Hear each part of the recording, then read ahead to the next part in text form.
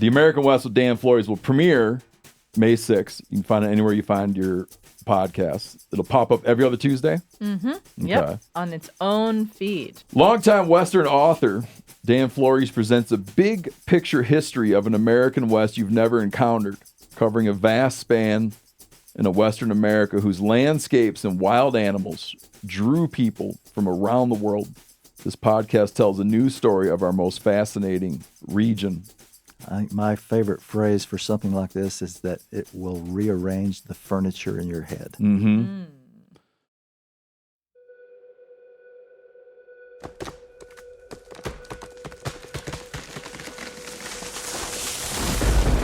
This is the MeatEater podcast coming at you shirtless, severely bug-bitten, and in my case, underwearless. We hunt the MeatEater podcast.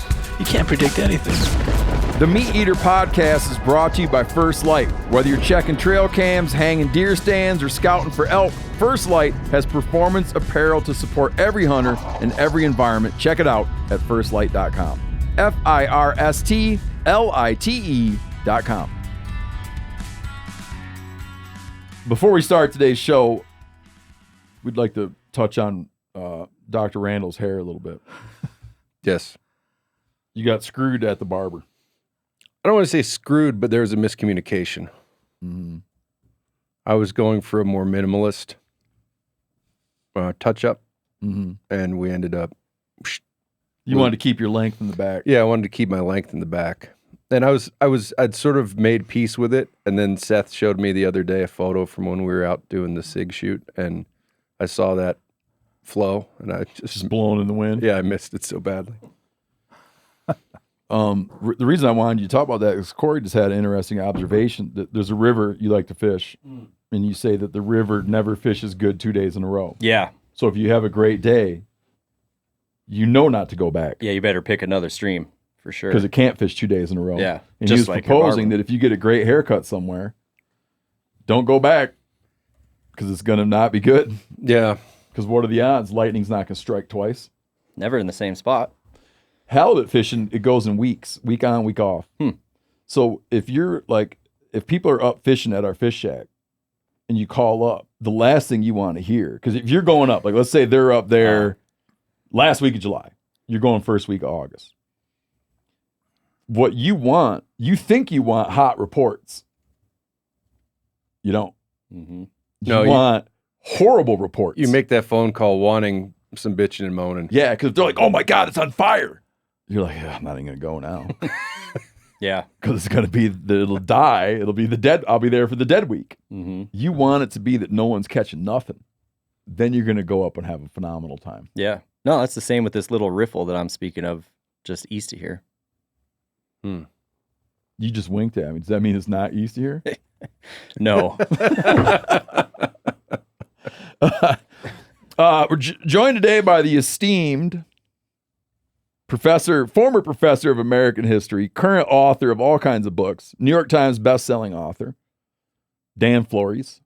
Who's been on the show a handful of times in the past. I'll just come flat out and say it. He's my favorite historian and one of America's most celebrated historians. 11 books. If you listen to Rogan's podcast, Dan's been on Rogan's podcast a couple of times talking about his book as well.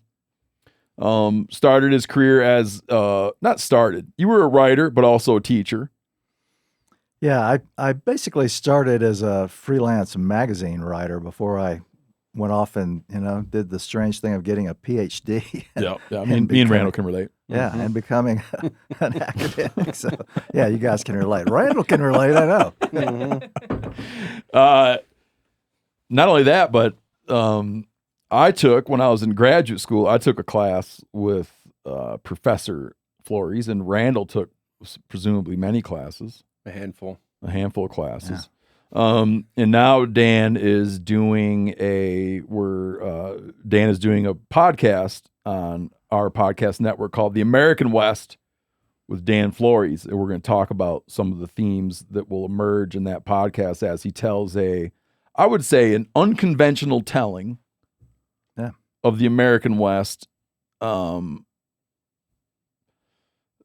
don't get into enormous detail, but how would you describe your approach? Because you were an environmental historian.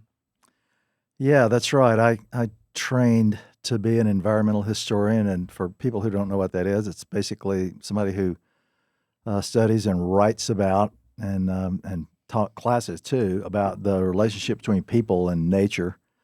So that's a pretty big topic, allows for a lot of things. And what it doesn't do much, because I also taught the American West, it doesn't do much of the standard American West stuff. I never did really talk much about mining strikes and the overland trail migrations and Indian wars and gunfights and all that. I was interested in stuff that pertained to the kind of environmental relationship between people and the natural world in the West and in the country. And so that's really what this podcast boils down to. Yeah, fewer OK corrals and more wildlife. Yeah, that's exactly it. Yeah. Speaking of wildlife, pigeon catching controversy. Yeah. In New York, and this makes sense to me. The price, like my boy sells pigeons to dog trainers. Oh, now he's on to selling them. Oh, he makes good money selling pigeons. I did know that. I thought. Well, this year he just did if you go from $7 to $8, what percent increase is that? That's a tough one to figure out. I told him say tariffs did it, man. 10 Wait, how? 12.5%. How much does he? Is that how much he Did you just figure that out sells in your head, Dan? I think that's right. Yeah. Jeez that's about- Louise, yeah. man. That's a Wait, PhD is at that how work, much right? he sells them for? He had a new client. Mm. And he was saying because last year he was getting 7 Oh. a piece. Mm-hmm. And he had a new client. And he just threw out 8, not a blink.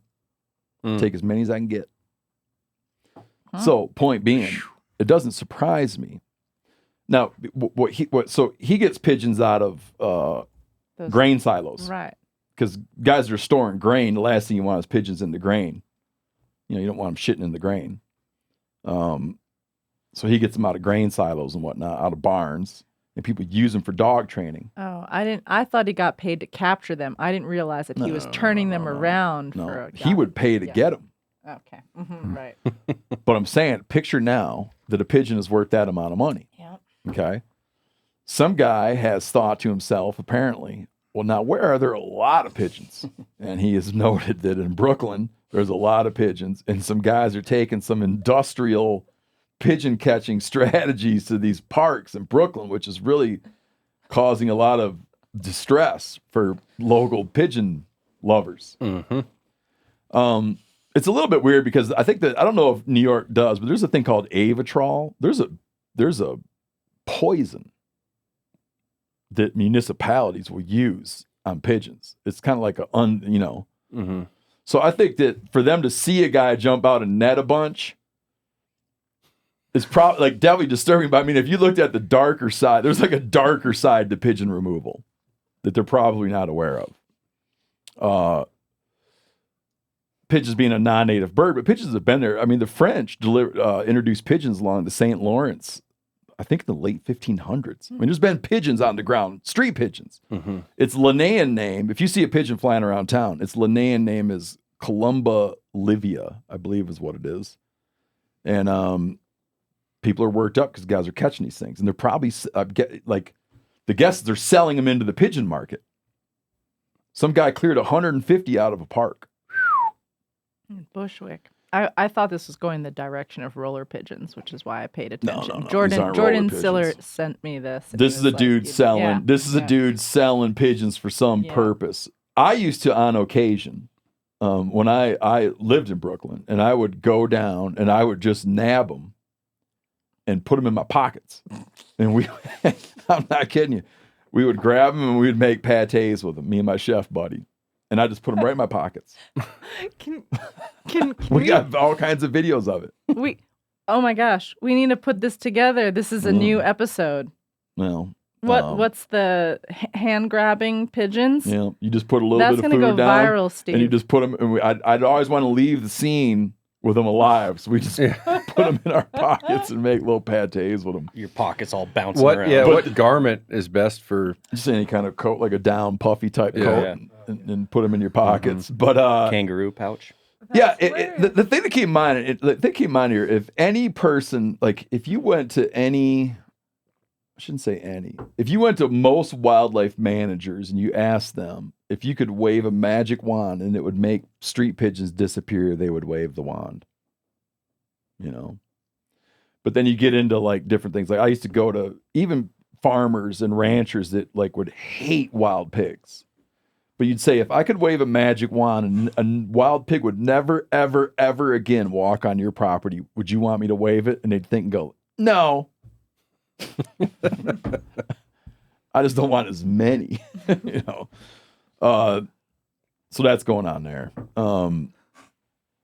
You can get stung though. If you're the guy doing this, if you're listening, They're on to you. if you're listening, they are fixing to, they're fixing to get you under animal cruelty. So they haven't caught this person yet, huh? Wonder how deep Person, they're diving. peoples. But if he's getting, let's say he's getting New York prices. I feel like Let's New say York he's prices getting $10. wouldn't that be? Oh, okay. Let's say he's getting $10 per. Mm-hmm. Does that mean Jimmy gets to? No, I'm just saying he's making like, Oh, you know, he's making good money. yeah. He's like the last of the old New York market hunters.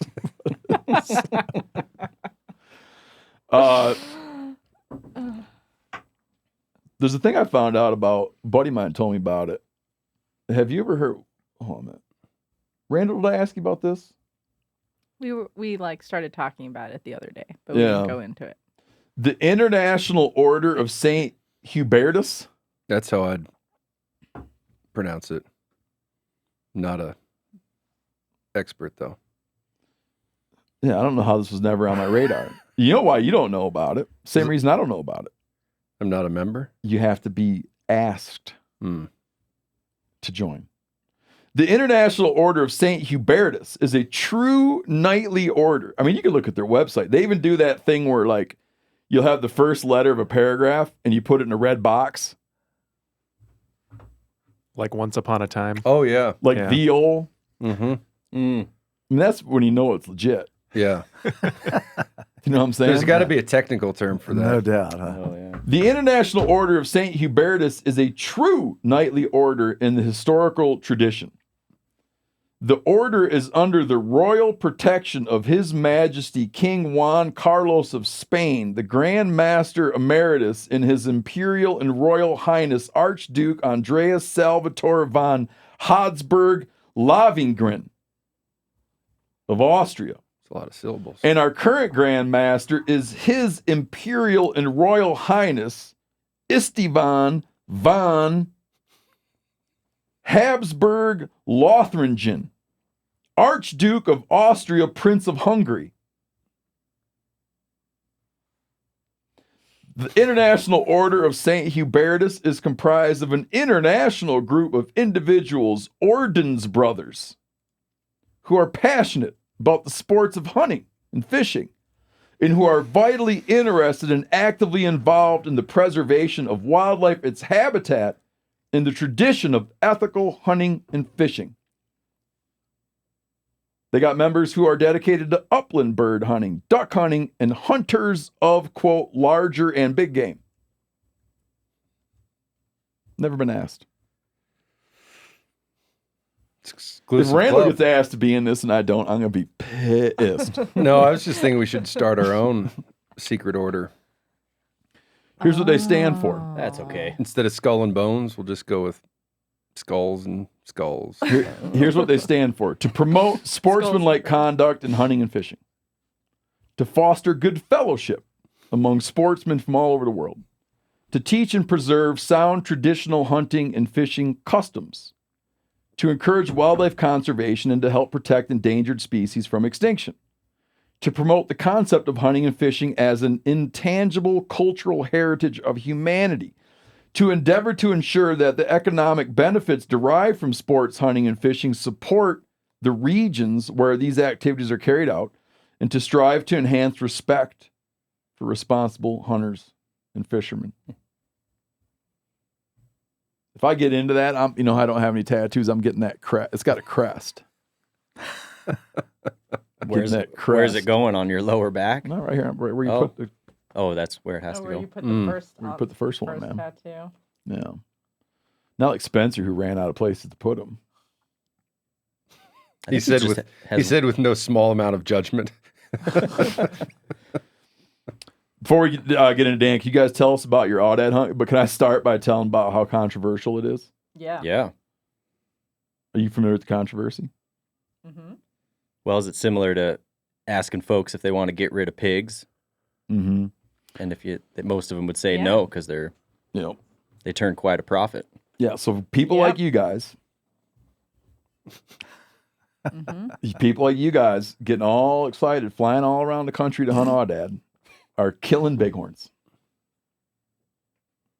Not exactly. I think we There'll be a saved a wrinkle couple. in that Let that story, sink but, in. but No. continue. You hate bighorn sheep. Thanks for putting us in a box, Steve. Okay, tell us about your trip. Yeah, I don't think that's true. No, I'm joking. Wanna start? yeah. Or- yeah. I'm go- paraphrasing Heffelfinger.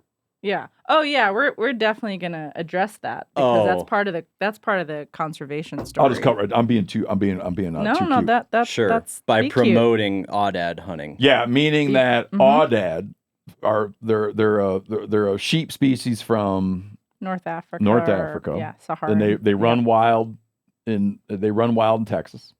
Not a sheep. What I are just they? learned. They're Audad. They're closely, Their own- more closely they're their related own- to They're their own goats, aren't thing. they? They're closer to goats than Yeah. sheep. But people Which call I them just learned Barbary yesterday. sheep. Right. Oh, I guess that's where I got that Yeah, idea. right. So not a Sure. true sheep, Correct. obviously. Okay. Yep. Related, but not a true sheep. They've gone feral. They do quite well in Texas, and people point out that it's been pointed out, not just pointed out. I think it's, according to Heffelfinger, it's like an objective reality that Audad are detrimental to bighorn sheep recovery. Mhm. Yep. So, Indeed. in all fairness, I don't mean to overblow it. Heffelfinger has pointed out he feels that there is like an increasing popularity in Audad hunting because you can hunt them year round. Yep. Poor man's sheep hunt. He's Yeah. right. You Yeah. don't have any kind of bag limits. Like it's kind of it's like it's like the Wild West of Audad hunting right now. Yep. You're not going to get a sheep probably ever in your life. So if you want to try for something adjacent to it, And go down in the desert and run around in the rim rocks. They're down there, and he feels that as this gains popularity, land managers, landowners will become incentivized to host Audad on their properties, and he feels Right. that this could lead to a net loss in Yep. suitable bighorn habitat. Mm-hmm. But I was hunting Audad when your mommies was wiping your noses. Oh. How old So- are you? 51. Yeah. So Steve made it cool before it was cool. No, I went one time. Okay. No, I went 2 times. I'm just trying to be cute, Steve. I went 2 times, and I was not. I guess I wasn't really aware of the issue. But anyways, tell about your guys' trip. Yeah, Yeah, well, Cory. a couple weeks ago, Corinne and I and Corinne's significant other, Matt, were hosted by Dr. Phil Lavretsky. Oh, the duck The biologist. duck doctor, DNA guy. the duck doctor, DNA doc. Now Audad DNA doc. I mean, Also he's got turkey all of his DNA names. doc. Yep, he's Yep. got all the names. He hosted us down in West Texas on UTEP's, the Indio Research Station. Yep, he's at the Oh, So we weren't at a ranch where you run a go research and pay facility. for correct. it. Yeah. University of Texas at El Paso has a research facility that's about 35 or 40,000 I think it's acres. 40,000. Wow. So Yeah, that's massive. where we were. Right on the Rio Grande. I somehow mean, you're- missed all these details. You're looking at Mexico, the mountains in Mexico the whole time. Glorious, stunning country. He wanted us to come down in February or January when it was cooler, and the best time we could pull it off was in early April. And so odds were that it was going to be hot while we were down there. But we got really lucky with a cold front that rolled in just days before we landed, and they were still trying to squeak out of that cold front. And I don't think it ever got above 70 degrees. Yeah. We hunted 2 days. And we did our best to help the conservation aspect and tried just shooting ewes at Oh, you first did. was our main objective. So this facility is hostile to the Audads. I mean, They've just made themselves at home. yeah, They're They're a desert bighorn that roam in and out, but this is just south of the Elephant Mountains, I believe, which has a herd of bighorn sheep, and they'll bleed over into this ranch. Mm-hmm. But the Audad have made themselves at home. There weren't a lot of Audad around, or at least they weren't easy to find. We made it look easy in 2 days, but it was because the weather was so nice. We were able to hunt all day. Got it. Glass them up in the morning and take hours to get in within rifle range, and slowly pack them out without worrying about wasting any of the meat. Mm-hmm. But the university does want to get rid of them or reduce the numbers. Well, that's kind of the general vibe in West Texas, is to keep the numbers reduced for desert bighorn sheep. You're never going to be able to get rid of Audad just because they've made themselves at home and they do so well in that landscape. But yeah, desert bighorns certainly sit higher on the pedestal down there, but Audad are very close because of the outfitting opportunity, the trophy hunting, big air quotes. Can you pass that thing down here so I can look at it? Yeah. I can't. 50 pounds. Cory shot a really huge Sand goat. ram. So, I guess your hand doesn't even fit around the whole horn there. But yeah, just more on that. The Phil's lab. He's trying to figure out certain new techniques to test aspects of the Audad. So like they everyone that we shot, we collectively got 4. They all got nasal swabbed, and they all got a piece of meat cut out of them for testing for various diseases and such. But to my understanding, that research facility is potential grounds for desert bighorn reintroduction. Oh, really? So there are, it would be possible to put together some kind of study or test to see how many females would need to be taken out of the population in order to accommodate, I don't really know the right language, but, to accommodate. Some number of bighorns. Exactly.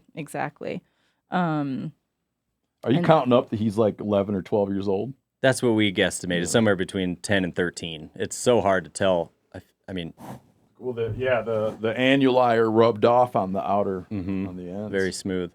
Now, I also brought in the ewe that I shot, which was an older ewe as well, and just as beautiful of a trophy. And the meat is 10 times better on the ewe. Because these have a real bad eating reputation.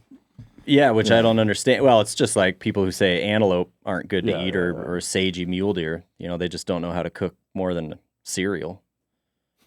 Yeah, I felt like the meat flavor is so incredibly mild. I mean, I shot the littlest of them, of the 4. I thought that I was aiming at a ewe, and then it ended up being a small ram that was termed as a subadult. Yes. You could kind of like lift it with one hand.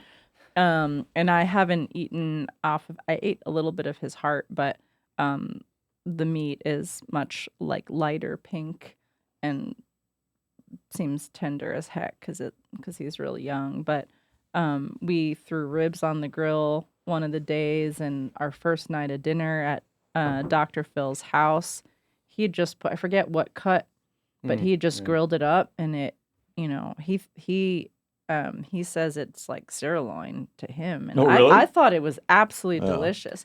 So kind of riffing off of Jesse Griffith's, eat a hog, save the world. Phil's new tagline is "Save a sheep, eat an Audad." So, yeah, he whipped up again, I don't know what cut it was, but an Audad steak and an elk steak. Yeah. And I couldn't tell the difference. Is that right? It was really good. Tenderness, the flavor. It was really good. It just, you even smell the meat, and it doesn't.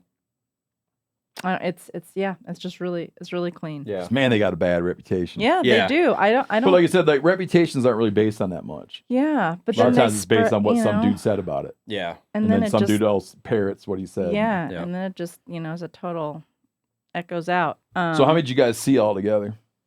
Oh, Well, the group that Corinne and I both got our adult and sub-adult rams. There were 23 in that group, and then I guess we saw 2 other solo rams and another small group. So we probably saw close to 50 in 2 days, 2 full days of hunting though. and then Sun up till sundown. when you were gutting yours in the field, Matt and I went off on a little nearby knob, and there were probably like 10 in that group. So yeah. they're around. Their behavior is interesting. Like if you like Cory shot first, and then I shot second into that same that group. was chivalrous of you, Cory. Well, it was 400 yards. Okay. Yeah. No, I didn't. We had hiked in. I'll take the first shot. Cory ladies. wanted to check the dope for Corinne. No, Cory was so awesome the entire time. When his kids get older, stand back, kids. What we haven't covered is that I was like tremendous dead weight on that hunt. This is the hardest. It was so hard for me. Not just physically, and it was hot, but just the terrain is punishing. Like I think it was you who said at some point, Steve, like even the thorns have thorns down there. Yeah. I mean, you're not going to grab onto anything. It's so like shaly, and every step, like the rocks, everything is just, shifting under your feet, so you can't get on stable ground. And I knew I'd always had like a little bit of a fear of heights and incline, but oh goodness, I mean, I like shut down at points. So can't not Cory or Phil or Matt. Like I had my hand held quite a bit through this experience. Literally your hand held. Well, yes, at one point, literally my hand was held. We were on the highest point of the ranch, literally my hand was held. which I think was about 6,000 feet. And to get the 2 sheep out, it took us 8.5 hours to pack out. By far the most brutal pack out I've ever been a part of. Let's shave a third of the time off because they stopped and waited for my ass a lot. Well, but, it was so hot though, we had to stop. Again, it probably wasn't 70 degrees, but there's 0 shade. And we were, I'll admit, we were out of water by 2 o'clock. Yeah. I mean, we were sipping the last little bits of our water on our way out of there. Yeah. It got a little touch and go. Towards the end there. Definitely got in my head about that. But they don't like, maybe deer or elk, like they'd be gone. But I took a long time between or after his shot, and I didn't get mine with the first shot, and there were still other Audad hanging out. So their behavior is weird. I mean, you were saying they didn't know where the shot came from, but it's not like one shot and they were all gone. Right. So they hung around, presented other opportunities to, I find it interesting how the different states look at their attitude about the animal. In New Mexico, it's a draw tag, and you don't draw it. Yeah. Like I put it in every year. For New Mexico Audad? Yeah, I put it in every year. Huh. My buddy's got a spot. He says they go there, and sometimes you see like you'll be looking at a hillside. Yep. And at first you don't think there's anything there, but once you start looking, he's like there'll be like 30, 40 of them on the hillside. And every time they draw a permit, every time one of his buddies draws a permit, they just get an Audad. I've been applying now for I think 10 years in New Mexico. New Mexico doesn't do the points. Right. I've been applying in 10 years to draw an Audad tag in New Mexico. And I've never drawn it. So it's like they kind of became like an honorary. They're sort of interesting. They're managed. Like you look at with Texas with wild hogs. Texas is so serious about wild hogs. They dropped any license requirement. There is no license requirement for hogs. Obviously, no season, no bag limit, no license requirement. You go to California to hunt hogs. Yeah. You got to tag. Full big game license, and you need to tag the hog. Just like different states have really different attitudes about how to treat and handle non-native wildlife. And then I think that also maybe goes back to what Heffelfinger is saying. Like, there's obviously probably a delicate balance between the state wildlife agency and then the ranches that sell Audad hunts, and just having to be careful about, Well, yeah, the ranch that controls versus- yep. the access. Another way that, like, another interesting way that New Mexico handles this issue is with they have the ibex in the Florida Right. mountains. The Florida, well, you can stand on one end of the Florida mountains and see the other end. It's like a containable little mountain range.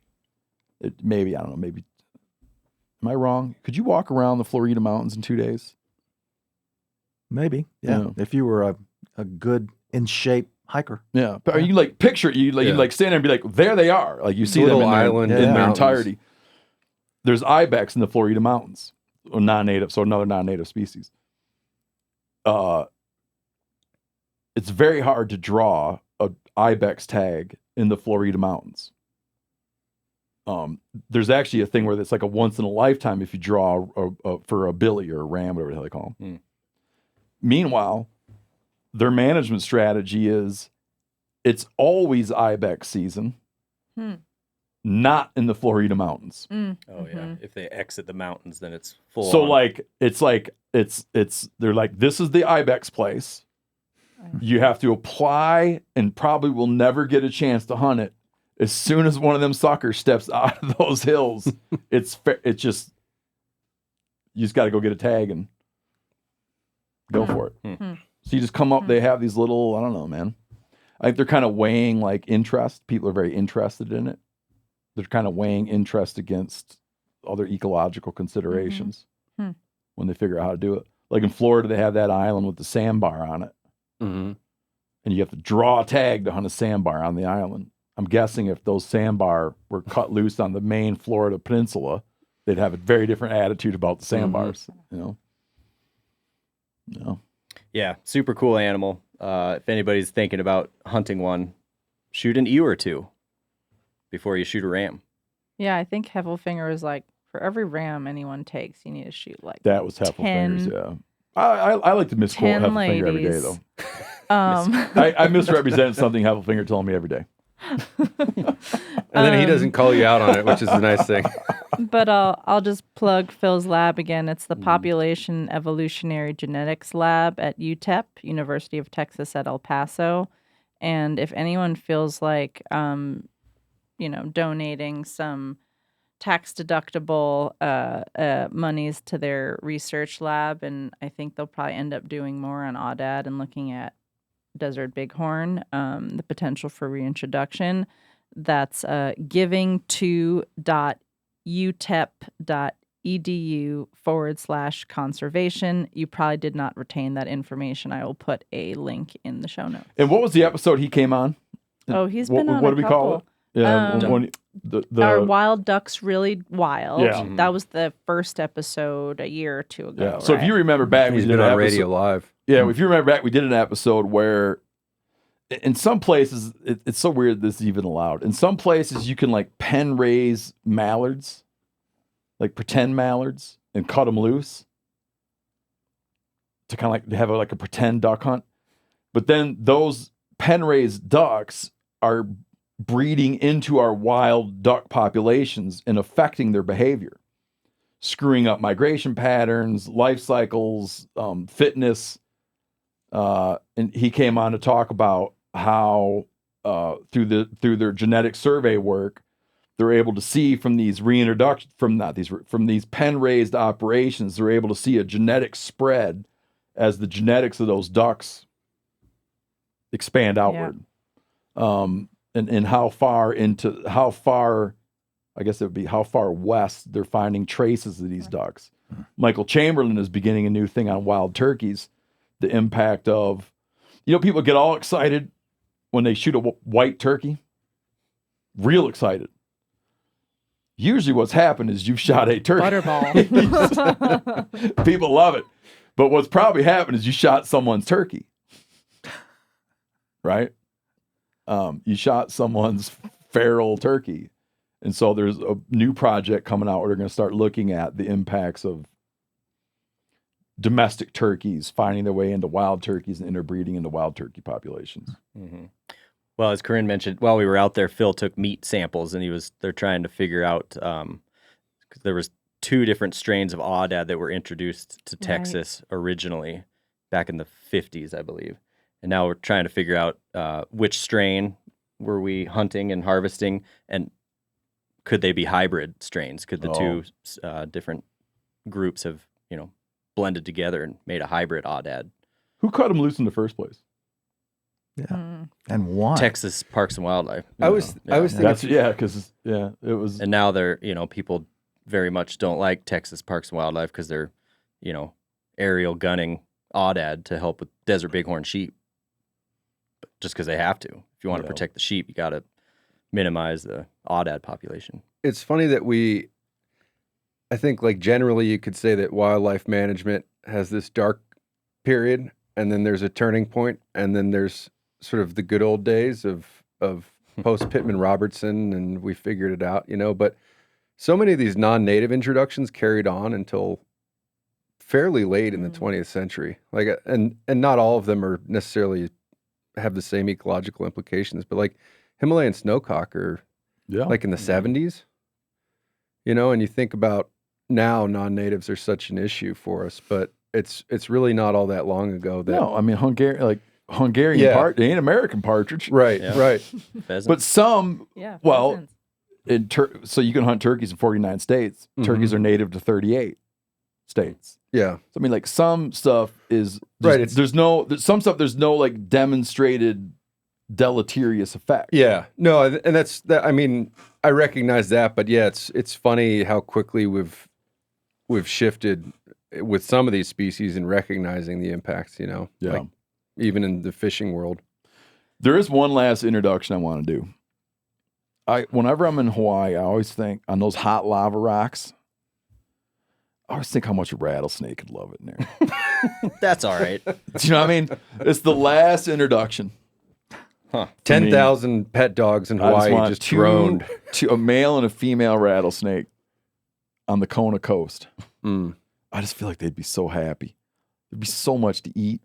And they'd lay on those hot rocks. I have zero interest in a rattlesnake being happy. Yeah. Yeah, no kidding. When I'm standing on one of those hot lava rocks, I can just picture the sound. We really need some TSA agents now to follow you and your kid. Make sure I'm not showing up with my rattlesnakes. Exactly. So Hawaii is the only state in the union where coyotes have not colonized. Is that right? It is. It's the only one. Maybe I'll do that too.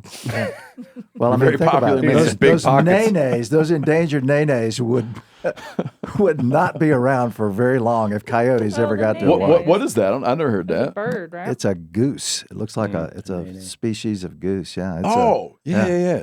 It's got another name though, right? all I've ever heard is Nene, which is probably the Hawaiian name. I'm guessing. Yeah. I mean, probably Anglo missionaries maybe called them geese. Who knows? But yeah, I think they're generally known by Nene these days. Okay. Yeah. Yeah, I believe it's a dance too, the whip and Nene, right, Phil? Yeah. That's right. But one conversation we had on a rock when we were with this genetics scientists out there, we were talking about like at what point in evolution is an animal native versus invasive? Dan's got some. Right. Well, that's yeah. why it's a great segue. Trying to roll but out a it's segue true. here. Yeah, well, Yeah, see, he's taking after you. Dan's been Great on the segue. show making his case for wild horses. Do you feel like remaking? Because you know what I was going to ask you about first? We're going to give you a pick. Okay. I was going to ask you to tell everyone the story of the other Lewis and Clark. The other Lewis and Clark expedition. Or you can sell everybody on the horse as a Native American animal. Well, the horse is quick. He's taking B. I'll say the horse is quick because the horse and its ancestors have been here for 56 million years. Okay. They have only been absent for about 8,000 years. And so, and I've talked to paleontologists in Canada who say from the fossils they have of the last horses in America that are 10, 11,000 years old that they can't tell the difference readily between those and the horses that Europeans brought from the old world over here. And so, I mean, I think what you can say about the horse is either an exotic with an asterisk or it's a native with an asterisk. And I prefer the native with an asterisk because I tend to think in terms of deep history and long time. And so an animal that's been here for 56 million years and only gone for a wink of an eye time, to me, is a native animal. I mean, that's why they went wild so readily and so quickly when they were reintroduced in the West. The primary problem, of course, is that they were reintroduced without their Pleistocene predators accompanying them. Mm-hmm. And so that's why we're having such difficulty in controlling them, is we don't have, big hunting hyenas and American cheetahs and all these cats, particularly, that preyed on horse foals. But yeah, this is an animal that, although it's created a huge kind of outcry, by a lot of people as a non-native. I mean, it's actually an animal that's been here for a long time. So yeah, that one's pretty quick story. It's compelling. Yeah. It's compelling. Now tell folks about the other Lewis and Clark. Yeah, this is a story that I know most Americans do not know, and it has to do with something called historical memory, because there are some things, and you know this when you study history. Randall knows it very well. Some things we remember and make a part of the ongoing story of the country, and some things that are swept under the rug. And so at a time when the United States was a brand new country, that's the period when Jefferson sent Lewis and Clark into the West, 1804 and 1806. We were a country with, a little bit of a self-esteem problem, because we were brand new. The Brits were still sort of acting like at any moment they were going to reinvade and take the colonies back. And so Jefferson, after the Louisiana Purchase of 1803, I mean, if you think about the Lewis and Clark expedition and the map in your mind that you remember from school of the Louisiana Purchase, one of the things that will quickly occur to you is that why was Jefferson interested in only exploring the northern piece of it? Mm-hmm. Why didn't he have some interest in all the rest, which was a much larger chunk of ground? To be sure, the southern boundary was less set than the northern boundary, because Jefferson tried to claim that the southern boundary of the Louisiana Purchase was the Rio Grande River. And of course, here's Spain with colonies in Texas and New Mexico on the north side of the Rio Grande who contested that. It's weird because he wound up being kind of right. Oh yeah, well, over time. Ultimately, ultimately that's how it played out. But so after, and to get to the story here, after the Lewis and Clark expedition was underway, Jefferson set about preparing an expedition to go into the southern parts of the Louisiana Purchase. And the river that he decided was the very best river to explore. In the north, it was the Missouri and the Columbia, obviously, those two. In the south, what he decided to do was to explore the Red River. That's the river that is the boundary today between Texas and Oklahoma. And he picked that river because he thought it came out of the southern Rockies near Santa Fe. And so what he was organizing as a second expedition was to send a party up the Red River to its source in the southern Rockies near Santa Fe, and then the party would cross over to the Arkansas, also believed to be to have its headwaters in the southern mountains, and to come back to civilization down the Arkansas River. So this was not going to be an expedition that went all the way to the coast, the way Lewis and Clark's was planned, because there was no idea of a northwest passage in the southern reaches of the West. And, of course, that's what Lewis and Clark were looking for. They were trying to find the fabled Northwest Passage for commerce. So anyway, this second expedition was essentially based on a flawed premise. Jefferson and just about everybody else who made maps of the West at the time followed Alexander von Humboldt's map of the West, which he had put together. He's probably in that order of Hubertus with that name. Oh, yeah. Alexander von Humboldt. He's a Prussian naturalist who explored South America, had a ton of students who followed in his wake, like Prince Maximilian on the Really? Missouri. Yeah. Was one of von Humboldt's students. Yeah. And he's the guy who comes up with all kinds of sort of early notions about ecology. So von Humboldt had put together a map of the West from sources in the archives in Mexico, and he saw that there was a river coming out of the Southern Rockies near Santa Fe that flowed eastward. And the French in Louisiana knew there was this river, the Red River, in their part of the world that flowed from the west. And so von Humboldt put those two together and told Jefferson that the Red River headed in the Southern Rockies, and you could send a party up it, and it would take them all the way into what is now New Mexico and Colorado. The problem with that was that von Humboldt did not have any sources that actually tied those two rivers together. And so the river that he saw in New Mexico heading near Santa Fe was actually the Pecos, which is a tributary of the Rio Grande. And the Red River that Jefferson sent his party up heads in what we now call the Llano Estacado Plateau. It comes out of Palo Duro Canyon, which most people have heard of, this big giant canyon that's on the eastern side of this plateau in West Texas and New Mexico. So it was a river that actually didn't head in mountains. It would have led the explorers, the American explorers, out into the middle of the southern high plains and left them still like 10 days travel from New Mexico, from Santa Fe. Anyway, Jefferson didn't know that, and he insisted that the Red was the river that he wanted to explore because there were all sorts of wonderful stories about what was up at the headwaters of the Red River.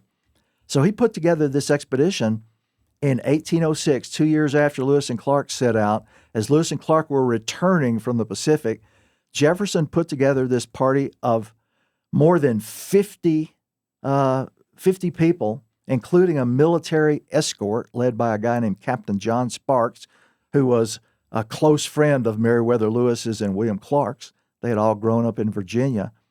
And Jefferson selected an Irish, basically he was a geographer named Thomas Freeman to lead the expedition.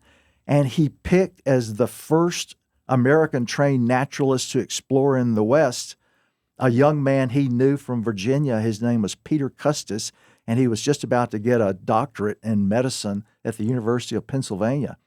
So the expedition is known to the people who know about it as the Freeman and Custis expedition up the Red River in 1806. And these guys started They had 50 dudes? They had 50 How many dudes. dudes were Lewis and Clark? Well, 40? 40. So yeah, about 40. 42, I think, is the top figure because one guy died and they sent one guy back for bad behavior.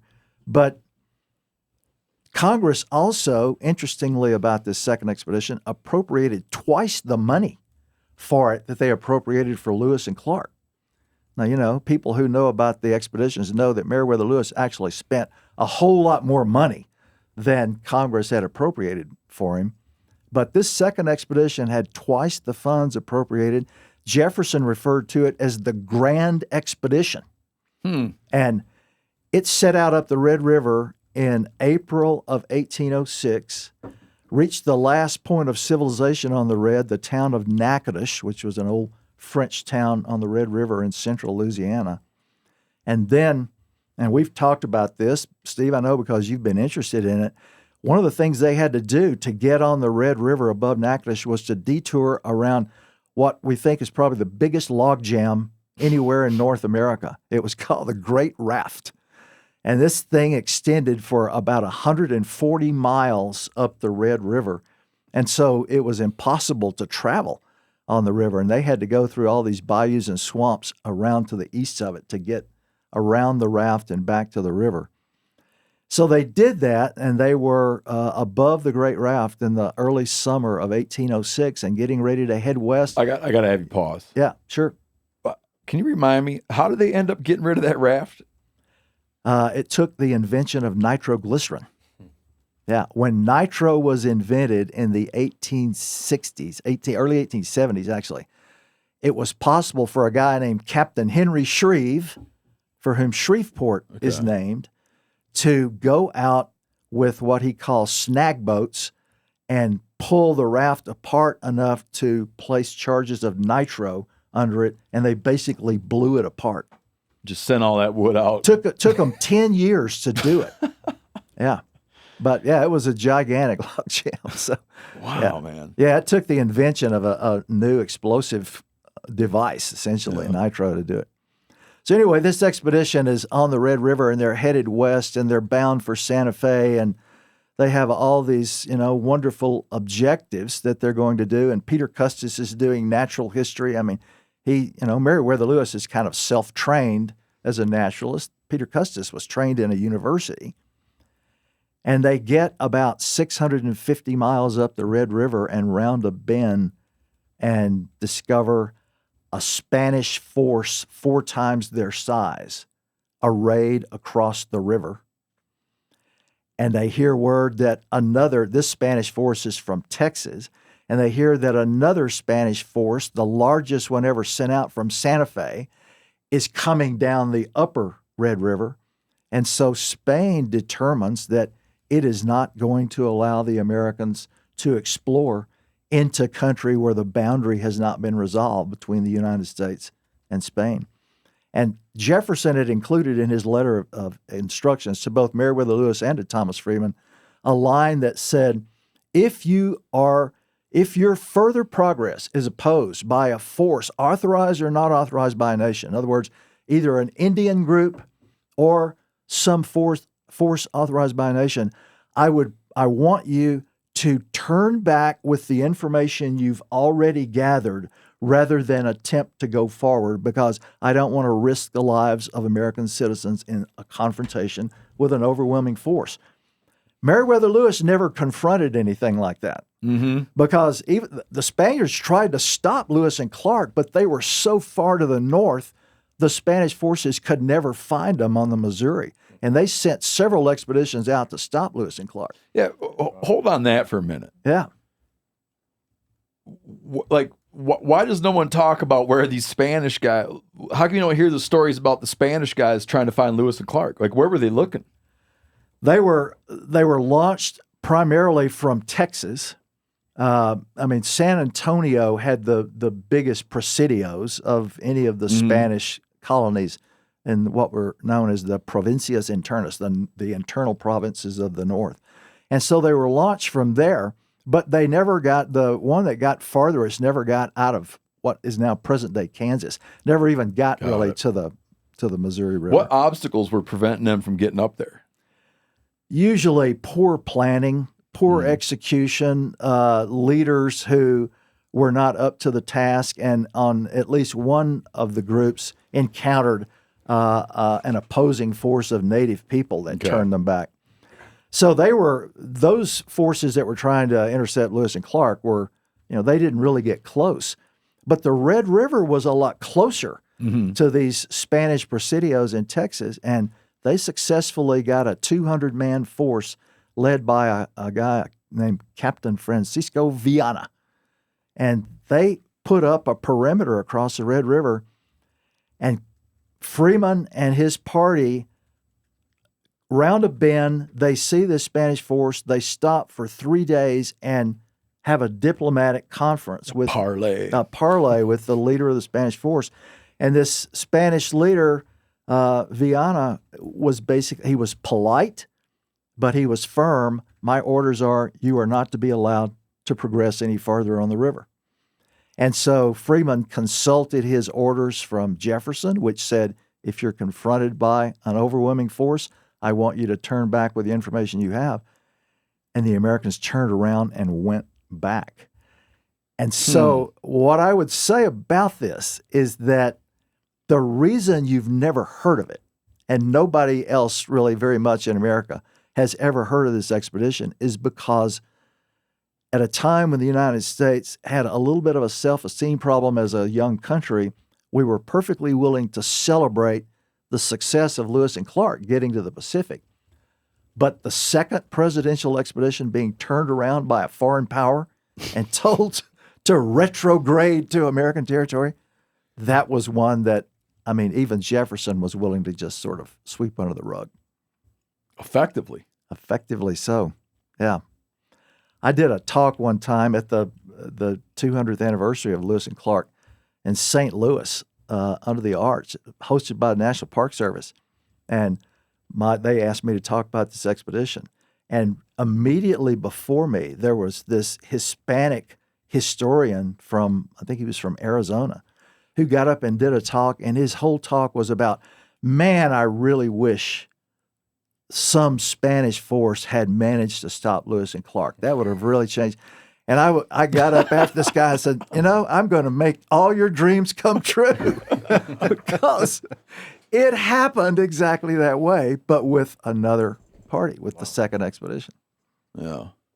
Yeah. So it's one of those kind of unknown stories. And, the podcast I'm doing for you guys is a lot of it is like that. It's the Western stories that you've not really ever heard or been exposed to, with a lot of emphasis, as we were saying a few minutes ago, on wildlife, on native people, on the landscapes, the great landforms of the West and all that. But that's what I've tried to do with most of my career, is to sort of work on things that other people hadn't done already.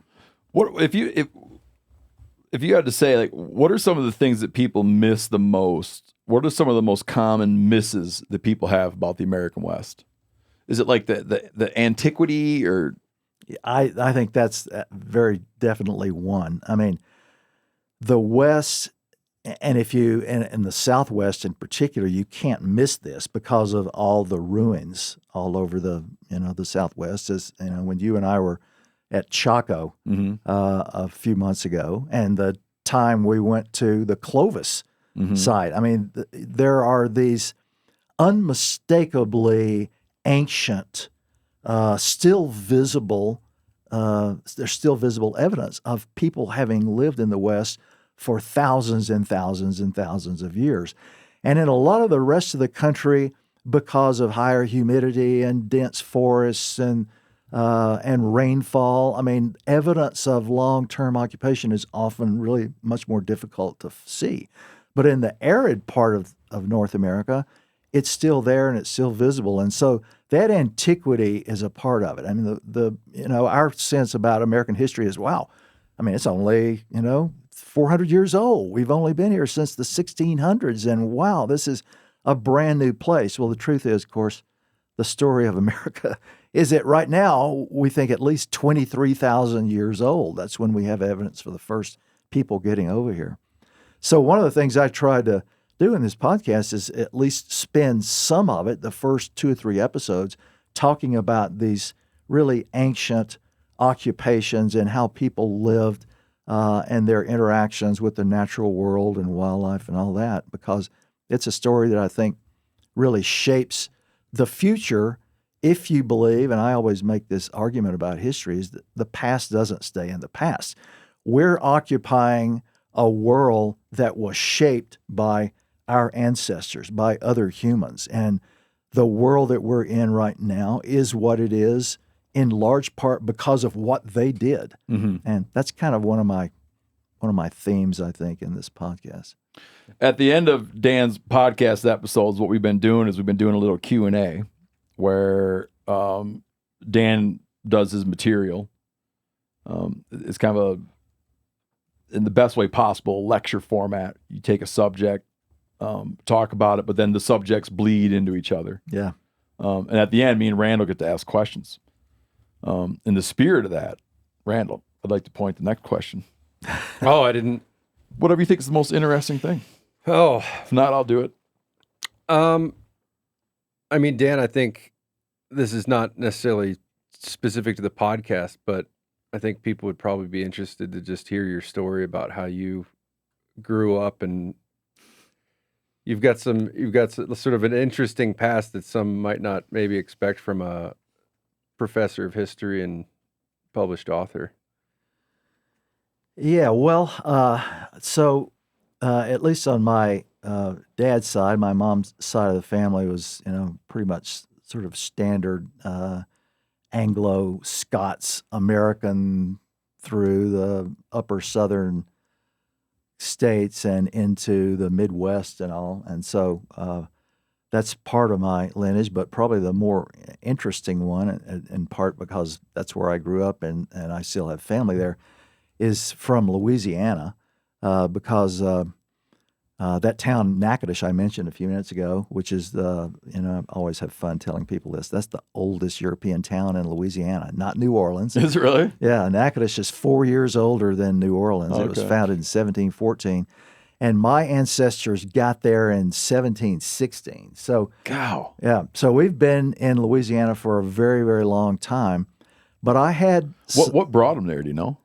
well, I had two different sides of the story in Louisiana, and I don't know why my French ancestors showed up, and that's the predominant line in that side of my family. But my last name is Flores, which is a Spanish name, and the reason I have that name is because when the French founded Natchitoches in 1714, the Spaniards farther west were so alarmed at this French incursion because they were afraid the French were going to go up the Red River into the west, and they were absolutely right about that they plunked down 10 miles away from Natchitoches a little presidio manned by about 25 or 30 young soldiers. Mm-hmm. And these guys, one of whom was my ancestor, the Flores ancestor, here they were in the Louisiana wilderness with no available potential marriage partners. And so Except the enemies. except the enemies 10 miles away. So my ancestor married into a French family in Natchitoches. And And he's like, you guys ain't all bad. yeah, they were Catholics at least anyway. Yeah. So we got absorbed into the French story in Louisiana. And I think the reason I probably grew up being fascinated with the West is because one of the stories that we always talked about in the family was there were some groups 4 or 5 generations back who were traders to the Indians in the West. And so I grew up hearing stories about Pierre Bouet Lafitte, who was my great-grandfather 4 times back, and he had been a sort of a major player in the Indian trade to the west out of Natchitoches, and had gone, I don't know if he ever got all the way up to the Wichita villages far up the Red River, but he certainly was a pretty major player in Indian trade in Louisiana. And I knew that they had gone west, so I kind of grew up with the idea of, the West was always this part of the country that beckoned. And when I was 4 years old, my family went on a national park tour, and one of the places they went was into New Mexico. And so by the time I was about 10 or 11, I was having these dreams of these beautiful blue skies, cotton ball clouds, sand dunes, red cliffs. Had no idea where that had come from until I was about 37 or 38 years old, and I was back in Louisiana for a family reunion. And I mentioned to an aunt of mine, I've always had these strange dreams. That's why about the West. That's why I ended up going west. And she said, well, I wonder if that had anything to do with that national park tour we took you on to New Mexico when you were 4. Oh, I guess maybe it did. And, so it's the kind of thing that you sort of forget, but clearly colors your subconscious for a long time. So that was part of it. And as soon as I, was able to drive a car, and my parents would let me go out overnight, first thing I did was drive 500 miles to the west just to see what the country was like. And and I've never forgotten how exciting it was when night fell on the first time on that drive, and I could see the lights of towns 30 and 40 miles away, because growing up in Louisiana, you can't see 40 feet away. The vegetation is so dense, and it was very exciting to be able to see. Yep. Yeah, see country. And you spent a fair bit of time running around outside in your youth, right? Oh, I did. Yeah, I grew Yeah. up in a little small town where the woods were, 100 yards away. And so, and we didn't have enough guys in the town to field one baseball team, let alone 2 baseball teams to play one another. So what I got to do for recreation was essentially read books and roam around in the woods. And and I certainly grew up hunting. Wasn't too interested in fishing, but I was certainly interested in hunting. And I did that through a lot of my teen years into my early 20s. And, as Randall knows, when I was living in Montana, I mean, I can't say that I ever actually hunted, but 3 times, because I wanted venison in my freezer, I bought a deer tag and shot a little, yearling or fork-horn mule deer buck out the window of my living room, out in the horse pasture. I remember when I first met you. I remember you telling me that, and you were very careful not to overplay the circumstances. Yeah, and so I couldn't say that was a hunt. That was more harvesting a deer for the freezer. That was, But I still, I was in my 40s and 50s, and I still remembered how to do it at least. Yeah. Well, you also wrote for Field and Stream, and Field and Stream, Sports of Field, and Outdoor Life. Yeah, those are when I started as a writer. That's who I wrote for. Mm-hmm.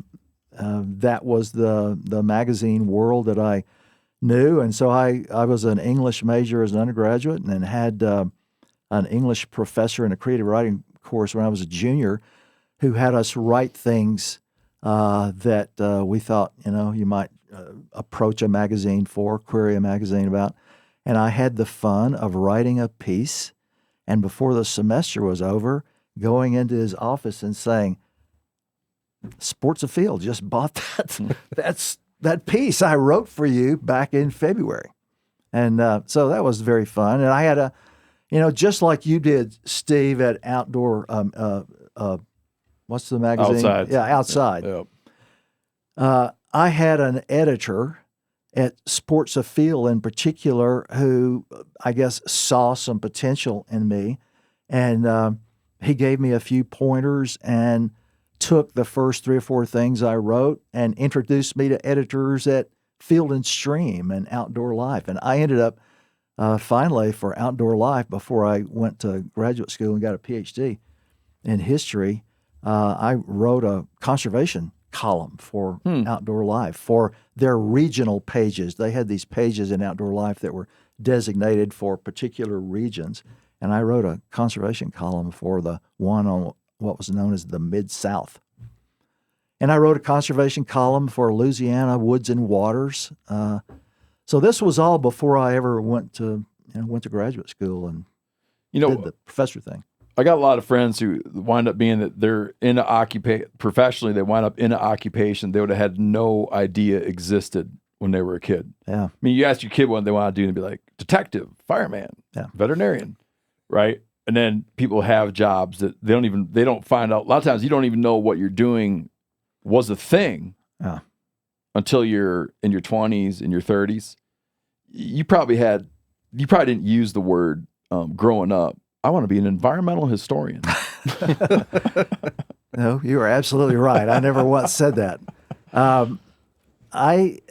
So I was not the first person in my family to go to college. My dad had gone to college, but so I knew something about university life, a little bit about it. But I actually went to college on an athletic scholarship.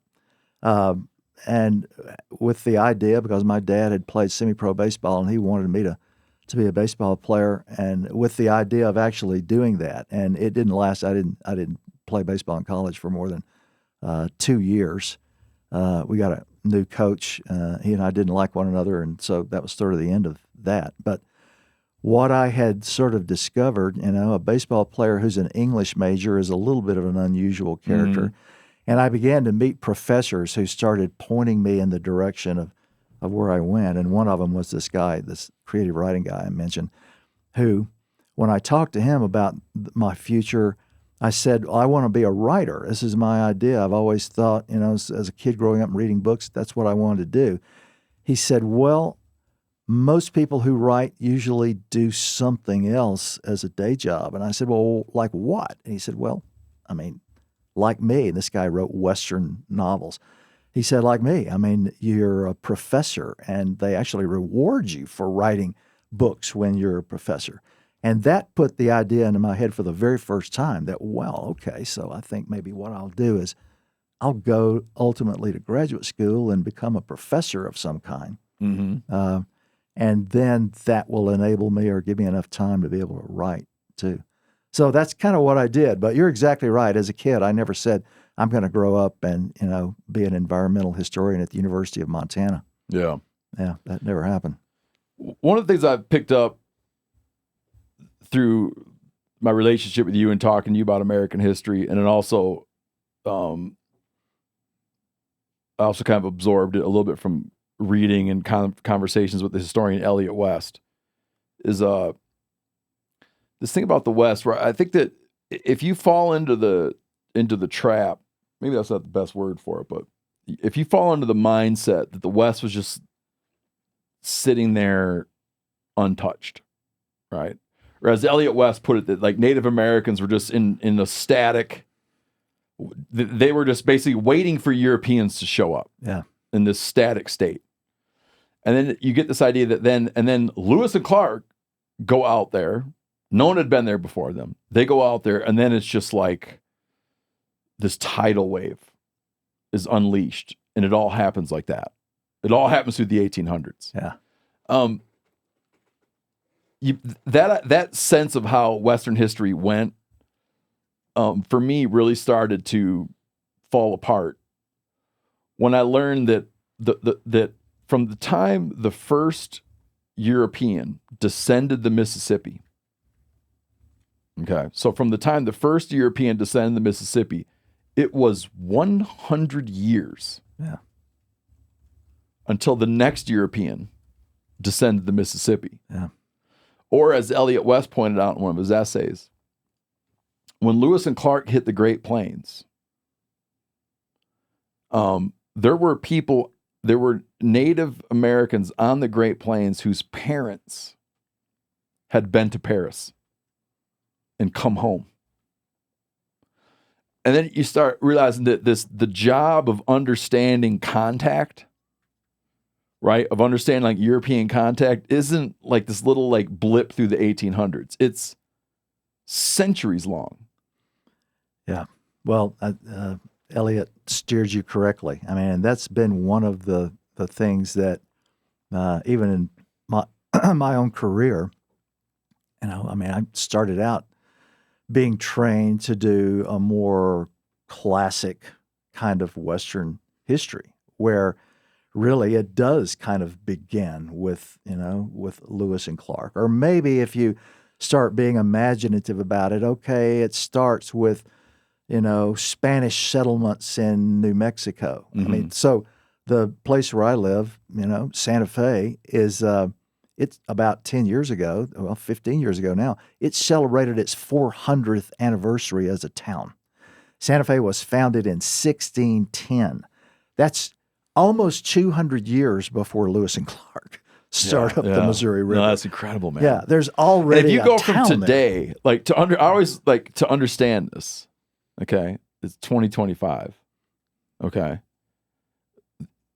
if you go that distance of time, think about where that puts you. Oh yeah, Yeah. So like the distance between Lewis and Clark in the northern plains and the founding of Santa Fe, the founding of a European like kind of cosmopolitan city in New Mexico was the distance that separates us from 1825. From 1825, yeah, at a time when we were just now starting to try steamboats on the western rivers.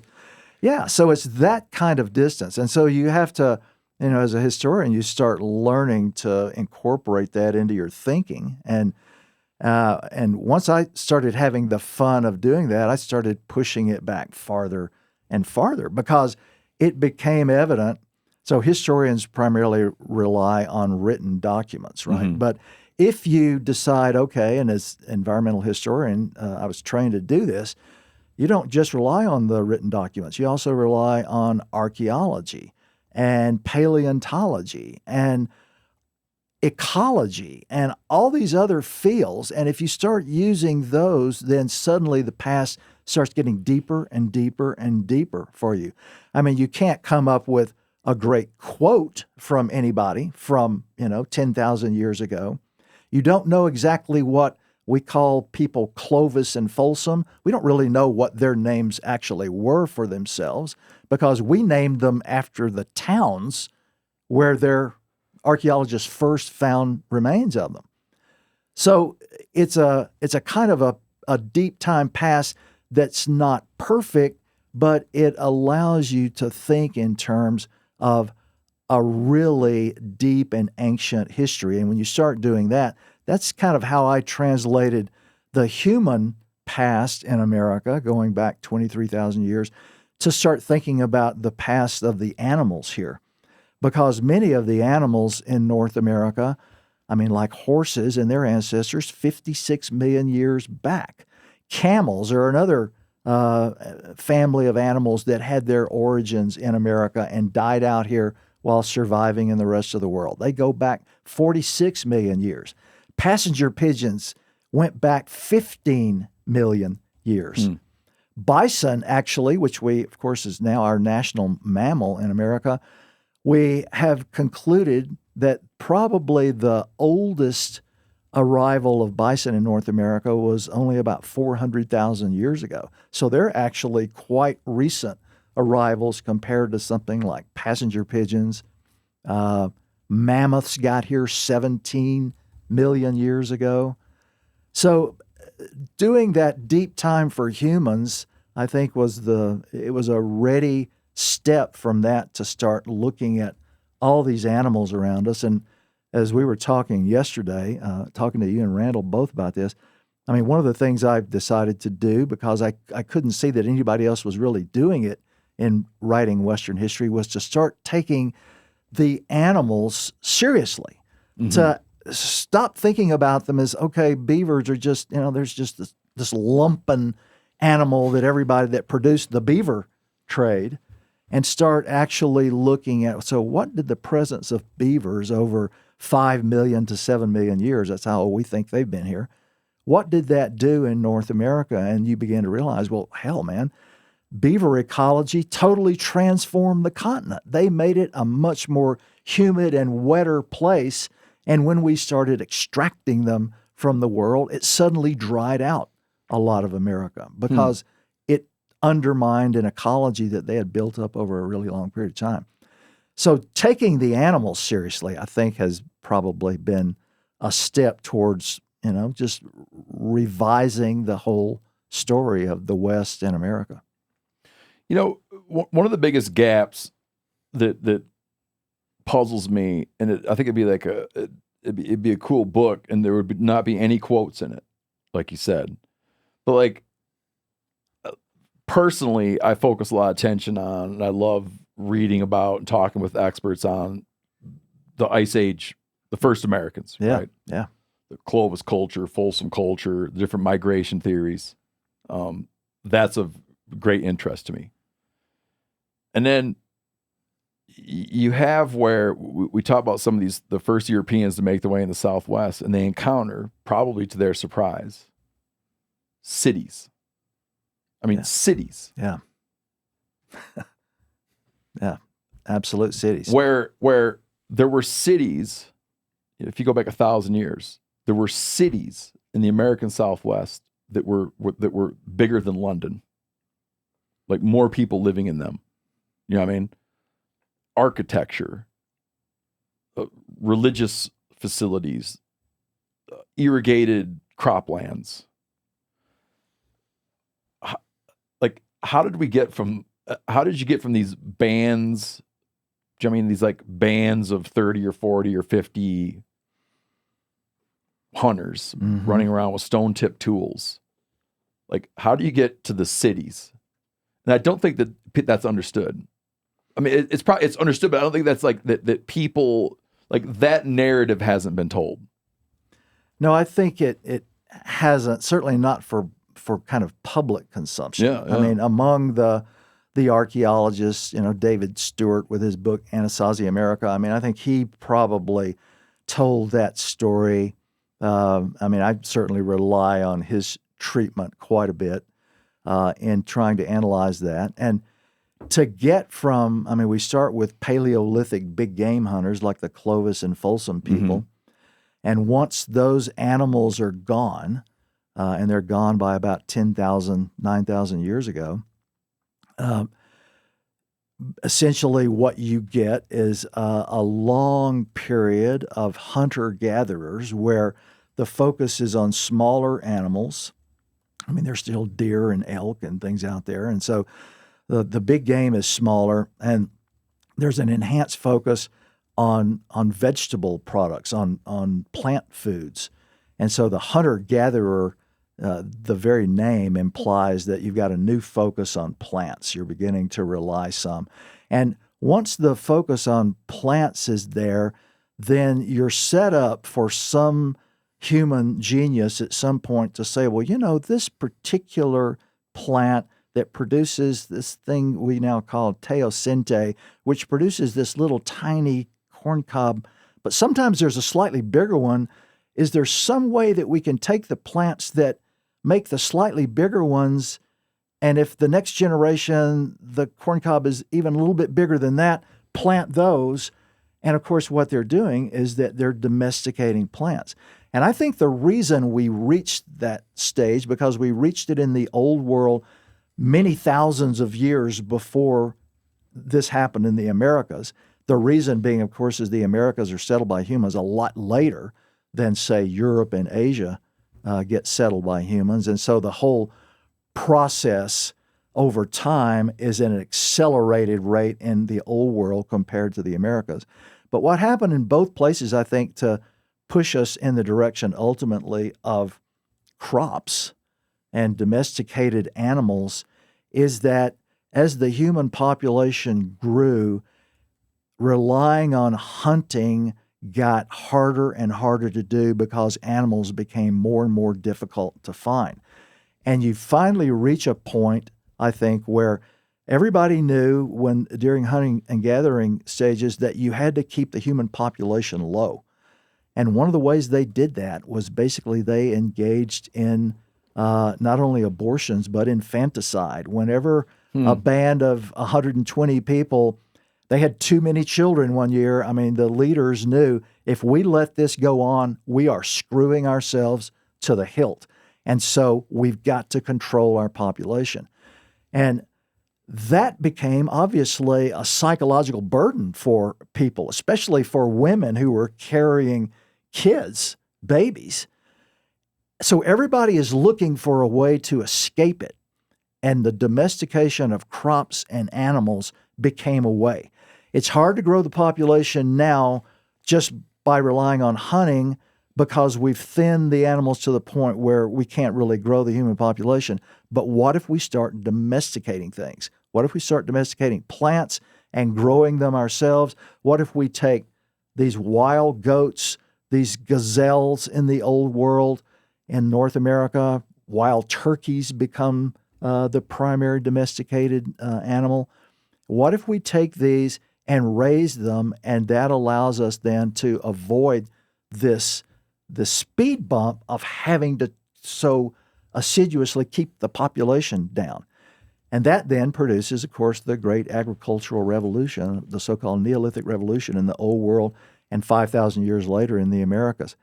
And so those cities that you and I have walked around in, Chaco Canyon Historic Park, of course, is the primary and most dramatic one in North America.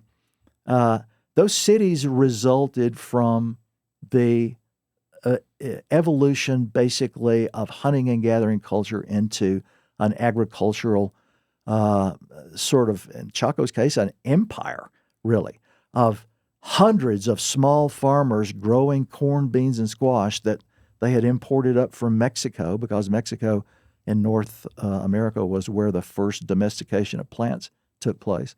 And that domestication then enabled larger populations that were capable of producing a city like Chaco, which, Chaco was such a dramatic and large place, huge buildings. There were not buildings the size of those built in Chaco in North America until the 1880s.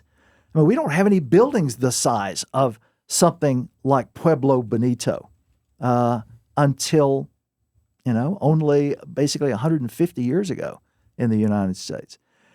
But this is a story, it's sort of like that, that other Lewis and Clark expedition story I was telling. It's not one that plays to historical memory in America. I mean, I've talked to a lot of people who go to Chaco who are utterly shocked to find the ruins of that place, because you grow up on the East Coast, nobody ever talks about the fact that there was a giant city. No, people lived in tents. Yeah, people lived in tents and stick huts. hogans and I was gonna.